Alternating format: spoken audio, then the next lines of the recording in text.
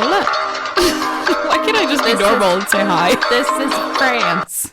Oh, yeah, you're right. Bonjour. Bonjour. That's what it is. Bonjour. Bonjour. Bonjour. Welcome to today's episode of Historia. Part 2 of Napoleon. Bonaparte. I am Jamie. Let's try not to burp. I'm Kylie. Oh, God. We're really good at our intros. We'll That's the best figure part. it out one day. One day. Maybe by the time we get to episode 100. Probably. Hopefully. It's episode 52, so we have time. Yes, we do. Oh, this is fun.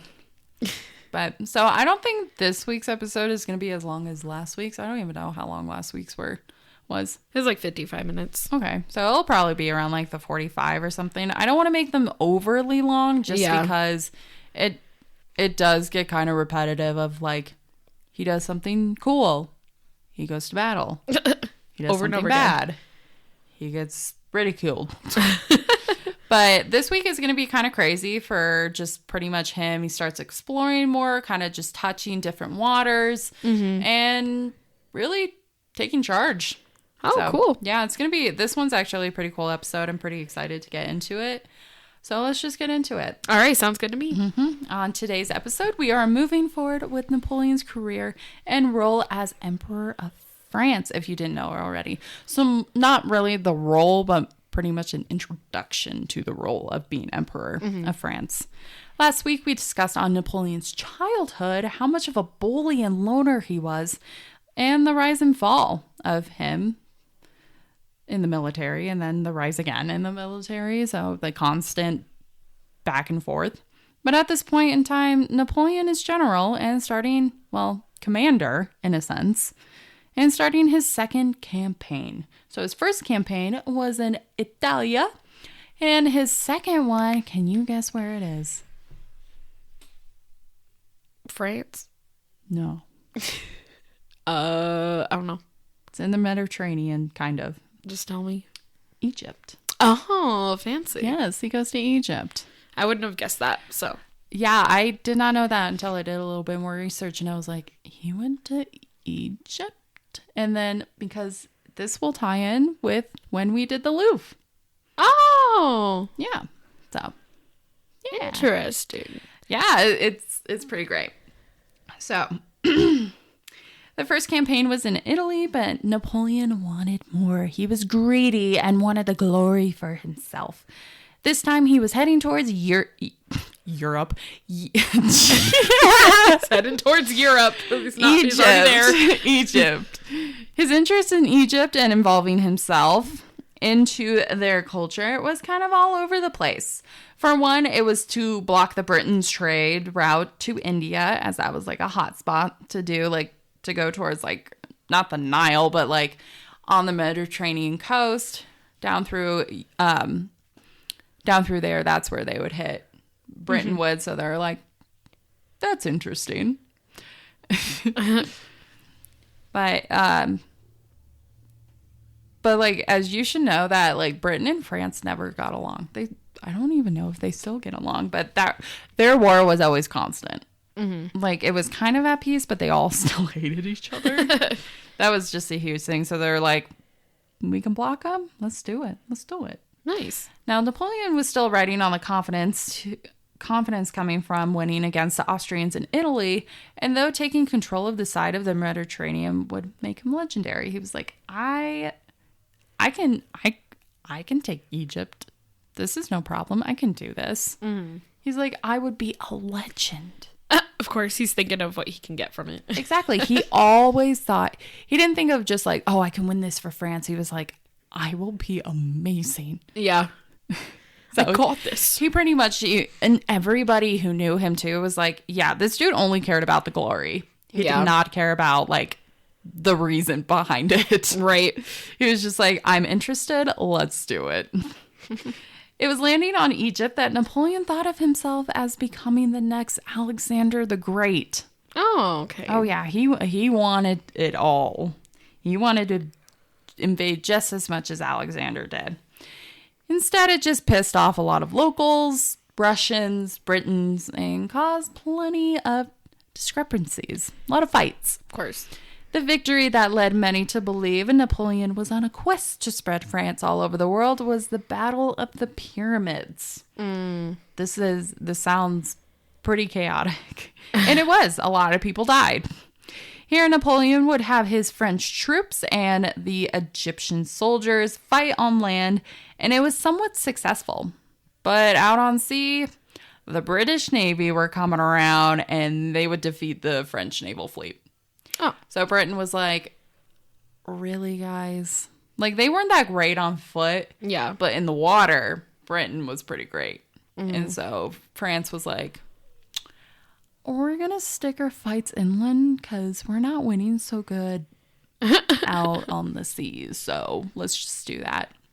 The fighting did not stop here. For the next 3 years, the French would continue to fight in Egypt and eventually end up in failure when the British pretty much chased them out of Egypt. But I believe Napoleon was only in Egypt for like a year, if that. So the last like 2 years, he wasn't even doing anything in Egypt. Yeah. So they were kind of like out on their own. So that I think was, if he stayed like a little bit longer and gave guidance, they could have. I don't think they would have won no matter. Yeah. If he did stay, but he didn't want to be tied to that. He's like, I wasn't there for 2 years. That's their fault. Jeez. Along the way, the French would steal ancient Egypt artifacts as Napoleon was very intrigued in their past culture, as we should know. But of course, as we discussed on the Louvre's episode, the British intercepted and stole a large portion of the art. So, because we kind of discussed, like, Napoleon really did love ancient Egypt culture and their artifacts and stuff. So yeah, he was trying to bring them back to the Louvre. And of course, the British were like, we're going to take that. So that's why you see a lot in the British Museum as well. Okay. It is crazy. I feel bad for the Egyptians because they're like, why are people coming onto our land and stealing our shit? Leave us alone. We already have people in our country stealing our shit. Yeah, we don't need more. Honestly. Napoleon himself was not in Egypt for very long as his interest in Europe once again submerged. So he was just like, what's going on in Europe? I want to know what's going on in Europe. When upon returning to France, Napoleon was seen as a nation hero. Nappy's back. Oh, get it. Sorry. And he wanted to be seen as he was coming to save the day because there was a lot of war breaking out within France's own walls. So there was a lot more rebellions, a lot more fights. Just it was out of control. Yeah, people didn't give a fuck anymore. They're like, this isn't working. Kings and queens are being murdered. So he pretty much was like, I am going to take this to my advantage. Nonetheless, he was pissed and he returned to the war, but it was approached soon enough in persuasion that he wanted to end this revolution. He was like, I don't mind doing battles and like going to war and stuff, but he was like, this is unnecessary. He was like, this needs to be controlled. So he was like, we need to do something about it to actually finally end this. We need to figure something out. Yeah. So he would start choosing sides and stuff with like what he wanted to do. Abe Sieyès was a revolutionist who strived to change France's constitution to something better for the people and started to plan a coup d'état. Good Lord. They were planning a coup. Okay, cool. He had financial support as he just needed a military figure to rely on and backing him up. So this guy who was like, I got the money, I got the support, but I need military support to help me move forward with my campaign, pretty much of just wanting to end this. Now, Napoleon was not the first exact person he wanted to join his coup, as we have acknowledged the ego and controlling nature Napoleon has. But he also knew how good of a general he was. So when they were looking at like applicants, they had like all the pictures of them and they're like, oh, not that guy. And they got to Napoleon and they're like, oh. They're like, this guy is so freaking annoying. He's so gross. He just has affairs. He was in Egypt, but he was in Egypt and he won that battle. He won Toulon. This guy's pretty great. Guess we have to get him. Yeah. So they're like, okay, let's do it. So they like hit him up and they were like, yo, Nappy boy, we need ya. We need you to help support this. We want to bring an end to the revolution. We want to create a new constitution. And Napoleon was like, oh, hell yeah. Let me do what I want. They're like, oh God, here we go. Is this a good idea? No, but let's just go with it and see how he does.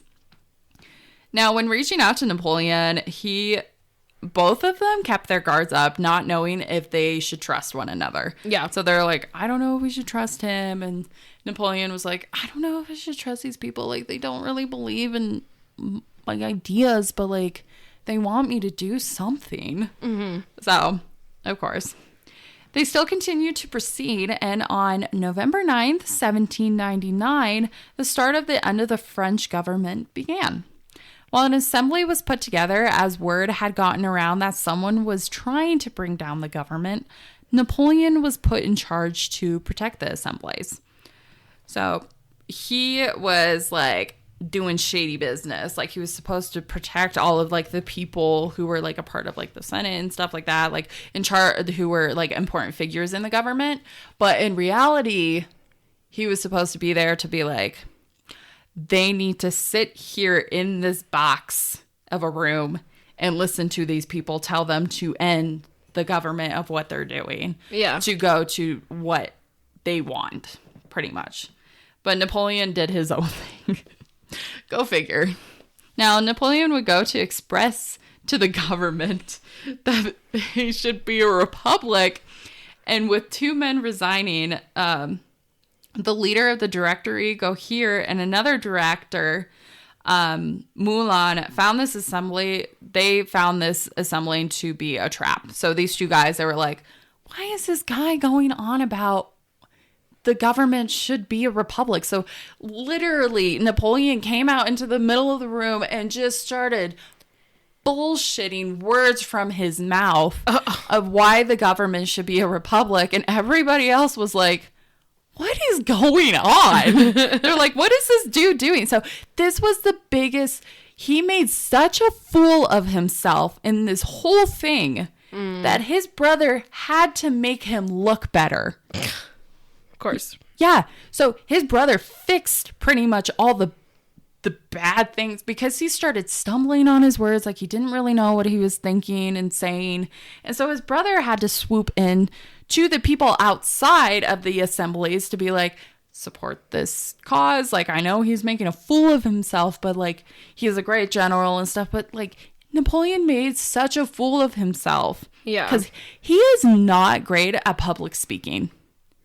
Like he, from what I have read and kind of just like been putting together, this guy is great at making plans and like ordering people to do stuff, but like making speeches on being, his is more action than verbal. Oh, okay, yeah. He does not do good at trying to be inspirational and stuff because he hates fucking talking to people. Yeah. He would rather just do stuff, order them, not have to deal with them, and just have it go to plan.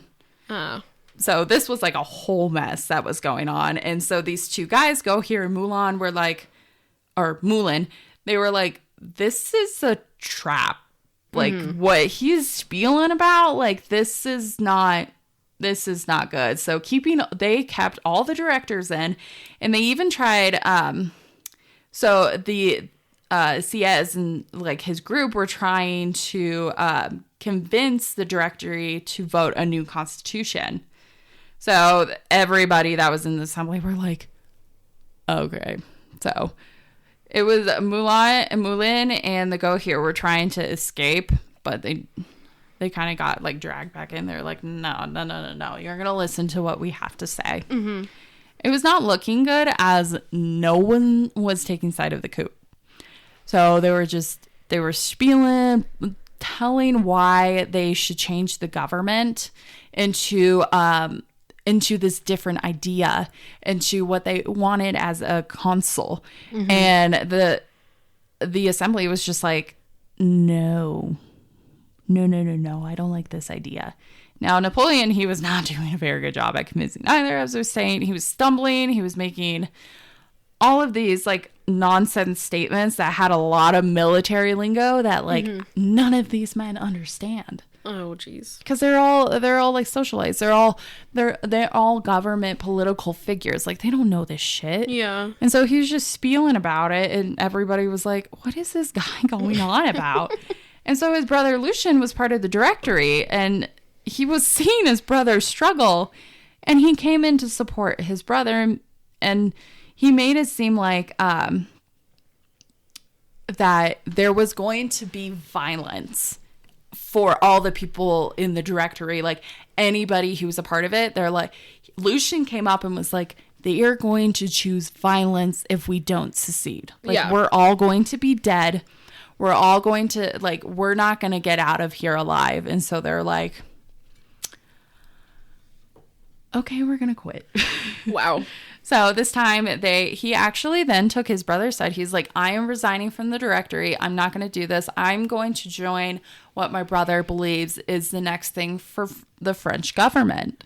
And of course, people are like, oh, okay. And Napoleon was like, oh yeah, like I totally convinced everybody. And that's what his brother made it seem like, that his brother said all of these great words. Like, there's so much myth to this story of Napoleon Bonaparte, because there's so many instances where he makes a fool of himself, but other people have to come in and back him up to make it seem like he did something more glorious.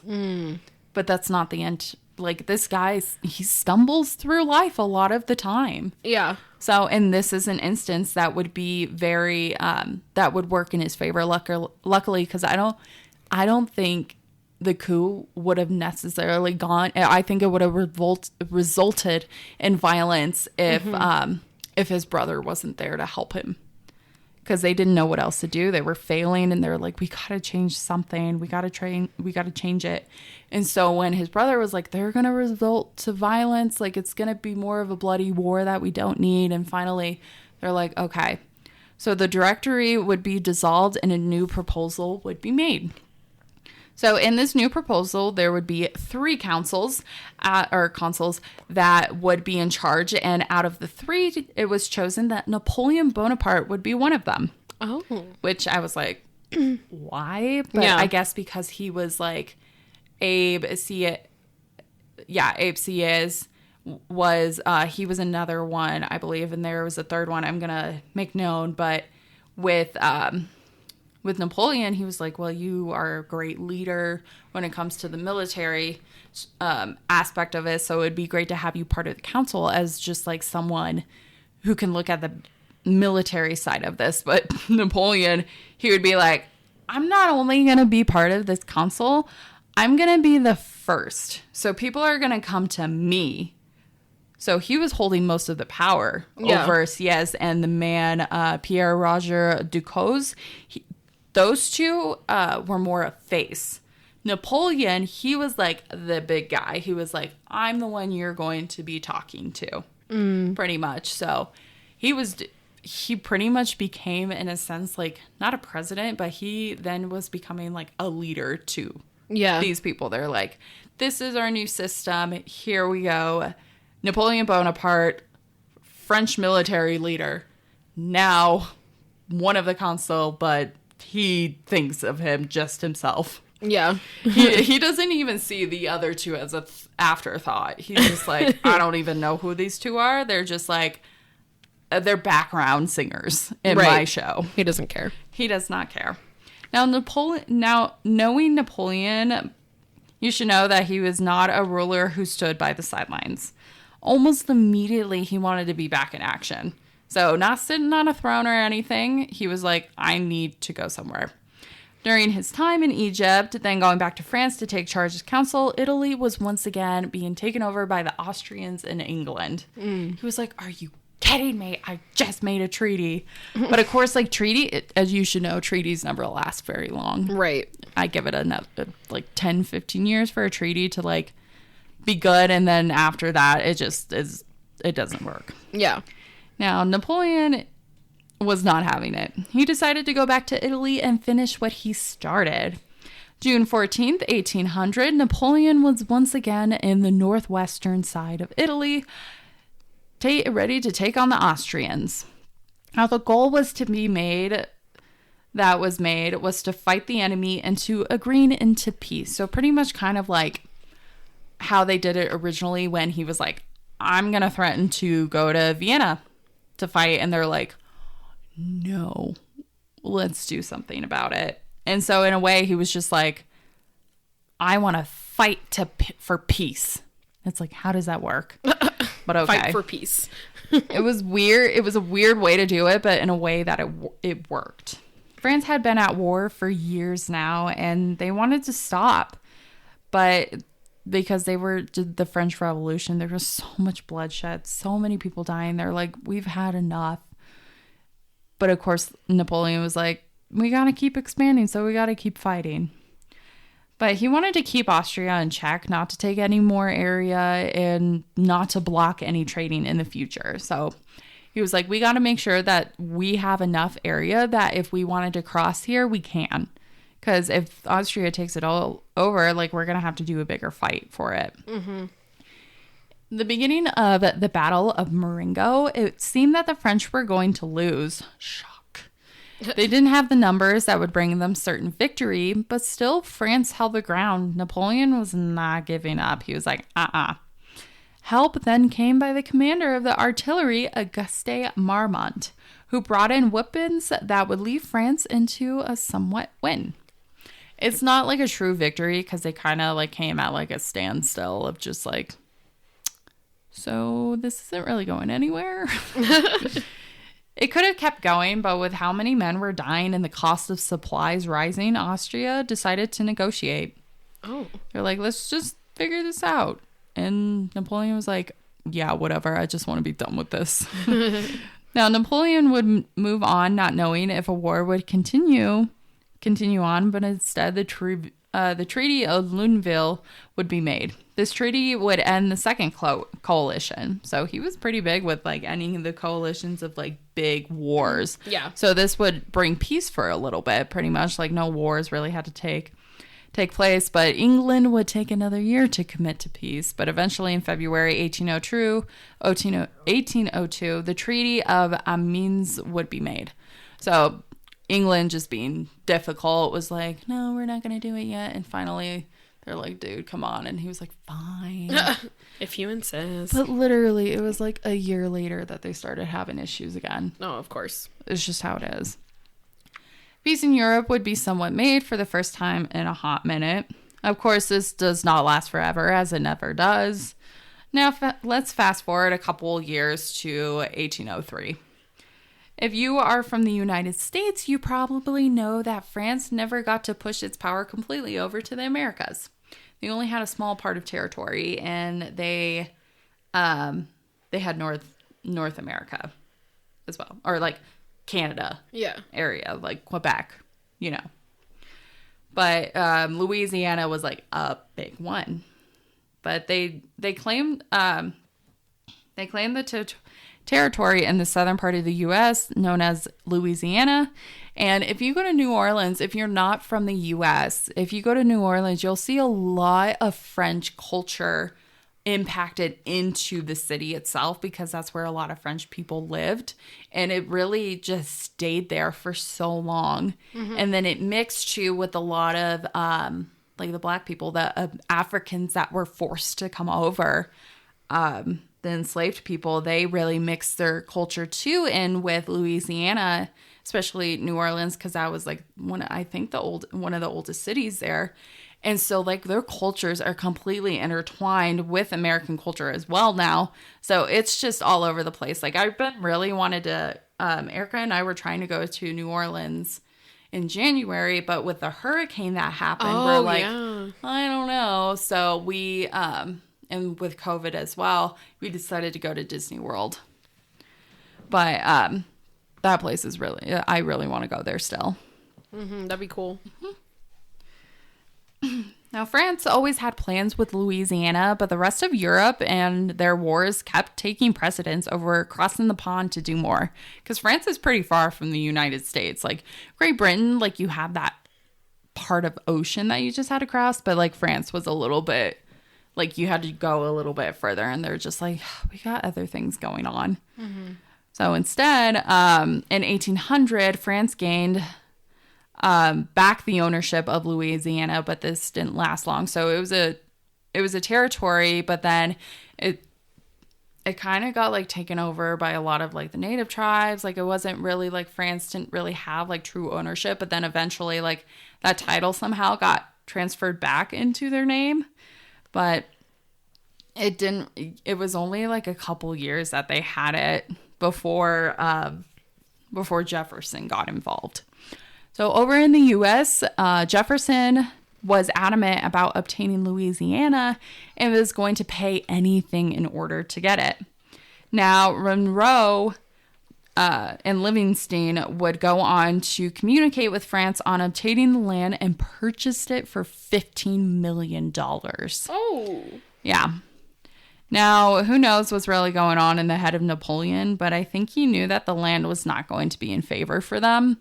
It was just too far, and he had other ideas. Like, he wanted to take over Europe for that time. He was like, the Americas, if I get to it, whatever, but, like, I want to focus on Europe right now because the United States was still so small, so they didn't really understand, like, how big of an area it is. Yeah. So they're kind of just like, whatever, and I bet after that, he was realizing how big the United States is, he was like, oh. Oops.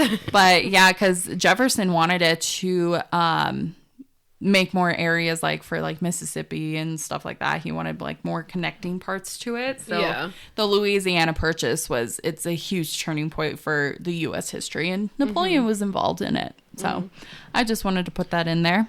Gotcha. Mm-hmm. So I also have to make a side note that took place around 1803, but of course of the Louvre. In 1803, Napoleon would go on changing the name of the art museum to Musée Napoleon. Throughout Napoleon's reign, he would change around the Louvre, adding new things and presenting art that represented the strength of France. Now, you better believe that while in Italy, he took art from there to present in the museum, and he also did in all of the other countries that he battled. He's like, I'm just gonna take this. Thank you. Goodbye. Pretty much. So with how long or how often he was in Italy, he probably took a lot of art from there. Now, moving into another important year for Napoleon was 1804. A lot happened. To start off, Napoleon heard word that the Duke of Enghien was conspiring to overthrow Napoleon. Ooh. Now, this was only gossip. But Napoleon was not taking any chances because he knew that Enghien, pretty much being like the Duke, I don't know who spread the word to Napoleon, but like they had like some kind of off relationship. So when he heard of that news, he was like, this guy is trouble. Like, I know he wants my throne, so I am going to do something about it. Now, back on this next point that I'm going to make was also very important to why he needed to take care of it. Because back on Christmas Eve in 1800, there was a plot on the assassination of Napoleon by the Royalist group. Now, this plot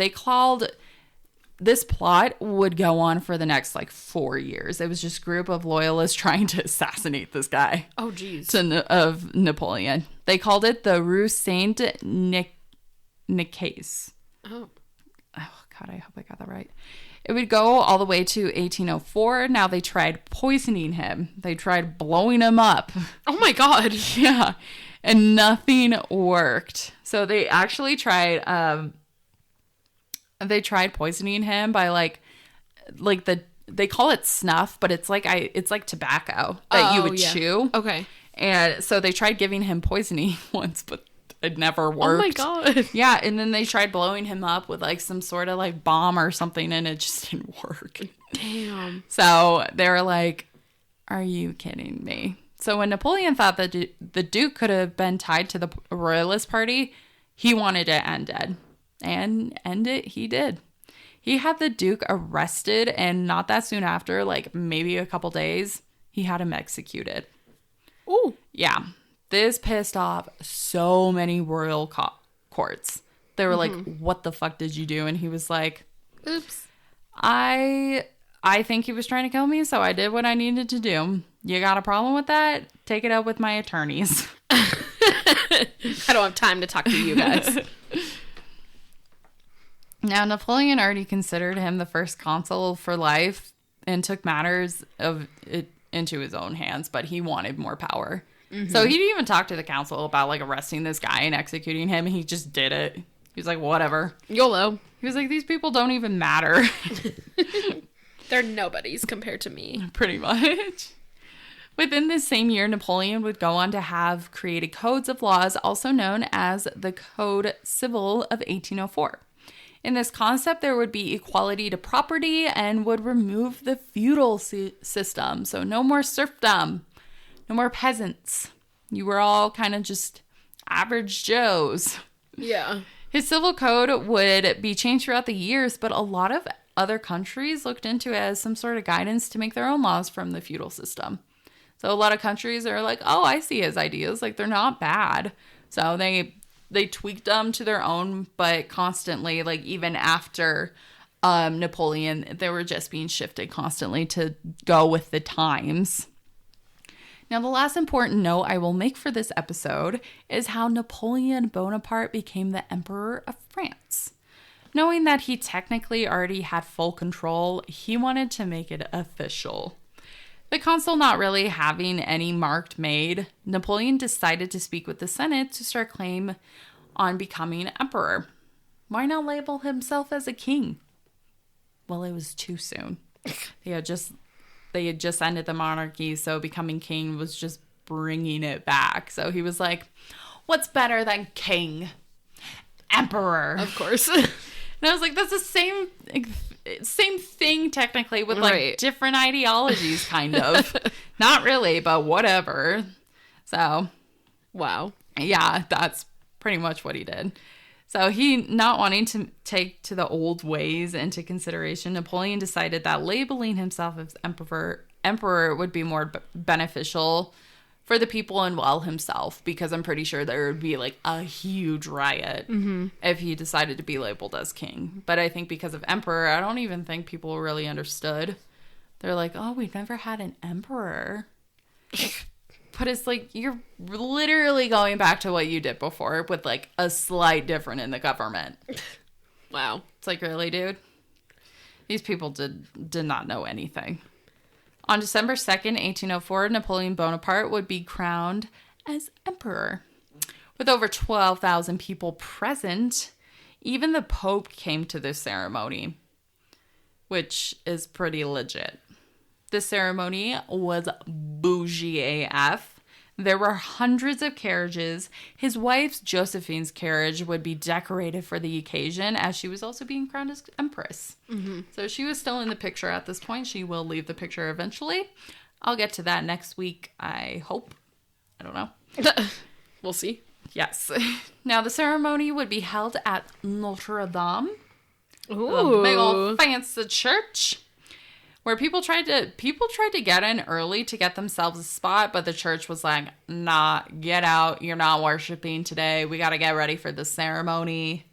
And it started at 11 with the arrival of everybody, and it did not end until like 3:30. Like, my the God. ceremony. It was a long ceremony because like pretty much what you have to do is like say a bunch of like different oaths. Like he had to hold like some is like scepter, and like another thing like kind of just like you be crowned, your wife gets crowned, because I think like the emperor and empress are like have both like powerful titles, whereas like with a lot of time it's like in England there's only one king or one queen. Like their significant other is not considered a king or queen, which is weird to me, but I'm like, whatever. That is weird.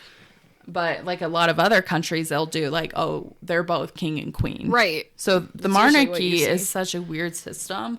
But like in this state, his his wife was empress. So they did the whole crowning ceremony and whatnot. And of course, like everybody was like, oh my God, Napoleon, you're so cool. Ah.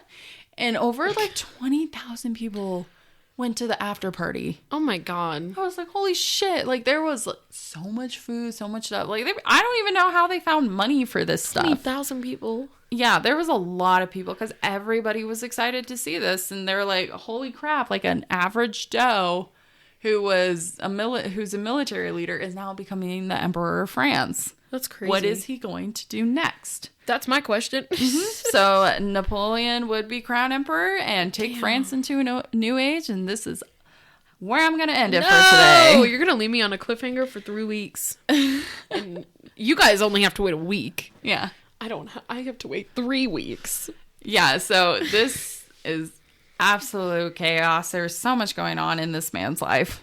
But for this instance, he is now Emperor of France. Wow. So next week, we'll get into more of his role as emperor, more battles, more ego, more marriages. How many marriages? Aren't there only 2? I think he has 2 or 3, but a lot of mistresses. So we'll see. Geez. My God. Yeah. So it's very, very, very interesting. This man is a very interesting one, I have to admit. His story, even though like he is annoying, but he is in a sense for like military, like he's pretty inspirational on just pushing for battle strategy. Right. But like war is an interesting thing. Yeah, I didn't realize he's so like complex. Yeah. It's very interesting. Yeah, he's a very interesting I'm excited guy. to hear what happens next. I'm excited to do my research to find out what happens next. But yeah, this was a long one. Just 2 parts took me about a week because I was just going back and forth because they would bring up this battle and I was like, a lot of information you have to kind of condense. Yeah, because I was like, okay, what was this battle? So then I would like type in the battle and then it would like enlarge of like a whole description on the battle. And I was like, okay. And then it happened so many times. So it took longer to gather that information because I do want to give like just a brief synopsis right. of what this battle is. Because like a lot of these battles could literally have their own episode. But because I'm doing this specific person and his ties with them, I also want to include them just briefly. Yeah. Because that was like a lot of them were a big part of his career and how he pretty much progressed forward in his career. So right. Introducing those battles and stuff is just as important, especially his involvement in the different countries like Egypt, how that really affected art too, with how they stole it and how the British got their hands on it as well. So who knows, like, I mean, they still probably would have stolen that art, but probably not as soon as they did. Yeah. But that's wild. So what did you learn today? Don't give up on your dreams, kids, and you'll get there. I mean, he sure didn't. But so this one is a little bit shorter this week, but I'm sure like, cause I don't know if I want to do this into 4 parts. I'll see how long my 3-part will get. Cause there's still a lot more. Yeah. You could always do like 2 short parts. Yeah. 3, 4. Yeah. Yeah. Cause we'll see. Yeah, we'll see. So stay tuned for next week. So where can you find us? You can find us on Instagram, Facebook, Twitter, YouTube at History of the Podcast. You can email us at historyofthepodcast@gmail.com. I think some interesting stories, some interesting requests. I'm always down for interesting things. Oh, yeah. Please request whatever your heart desires. Love to hear it. Yeah, I always love doing the research on this, and I honestly go into rabbit holes. So I love a good rabbit hole. Oh yes, I got into a lot with this one, so we'll see what I have to. I can't wait to hear about the rabbits. Oh my god, up. I really hope it's in this book. If not, I'm gonna do a little bit more research on that. Yeah, I'm very interested to see how he does that. That is so funny. So we'll catch you guys next week. So have a great May and into June. This will be June, yeah. Yay, summertime. We're in May. It's May 22nd right now. Mm-hmm. But I'm excited for June. It needs to be warm weather. Yes. So I'm ready for tank tops and shorts. I bought some new shorts today. I bought 3 pairs of shorts at Bass Pro today because they were $10. What? Yeah. Love Bass Pro. Dang. So Yeah, I'm wearing a sweater right now, and it's May, so let's hope that it gets warmer. Don't move to Colorado. Yeah, don't do Don't do it. It's risky. It really is. All right, we'll see you next time. Bye. Bye.